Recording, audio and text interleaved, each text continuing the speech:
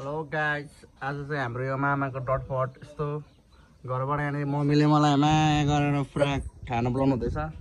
मामाश्रीले के बनाउनु हुँदैछ हेरिदिउँ। मामा के बनाउनु भएको? कलर भएन नि। के हो, प्याजी हो कि के हो यो?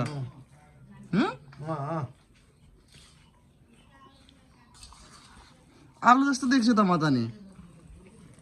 आलु नै हो त अनि प्याज र आलु हाल्नुभएको? यहाँ मामाले पुरा डटपट हाल्नुहुँदैछ। यहाँ चुलो बलिरहेछ। अब मेरो त खाने काम मात्र हो। ल डटपट हाल्नु ल। मामाले डटपट हाल्छु। टक्कसँग चिसो दामी खाने हो। हाम्रो आमा चाहिँ दाइसँग बन्नु हुँदैछ। हाम्रो हेन्सम दाजु। म छोरा हल्का गफ खान्दिनँ न। के गफ खान्दिनँ? ए अनु क्या गरे? जेठा छोराले ओभर पैसा पठाउँछ नि त नि पुरा गफ हान्छ नि। मम्मी कहिले पैसा एक मुठा पैसा छिर्न पाउनुहुन्छ? 2 महिनापछि। गनेर बस्नुहुँदैछ? दाइले टक्क पैसा पठाउँछ, मलाई पनि दिने कि नदिने? किन दिनु? हजुर किन दिनु? खाएको छैन? मलाई दिनु पर्यो नि हौ अलिअलि त नि, होइन?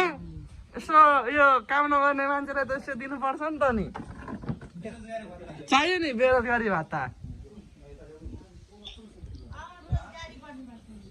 अब छिटो रोजगार गर्नुपर्छ।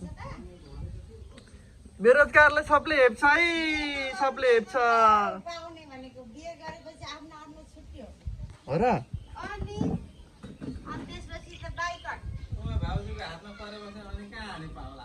ए बा, दाजुले छिटो दाजुले बिहे गर भने भाइलाई पैसा दिँदैन रे। अगाडि नै सचेत गराइसक्यो। मलाई अगाडि नै चाहियो अब। ए मामाले मिठो बनाइसक्नु भयो। अब ल्याम खाने हो। टक्कसँग त्यहाँ पियो के अरे स्प्राइट फुटाएको पुरा फिजार नदी पोखेर दामी। ल गाइस, एक सट हानेर बरु कस्तो रहेछ साग्दिउँ। ओइ टिभी देखाइछ सब बहिनीहरु नै आइछ त काम गर्ने यहाँ दामी छ।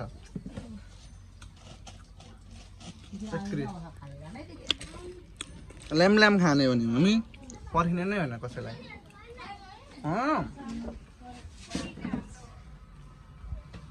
मिठो दारू भयो भने झन् मिठो हुन्छ।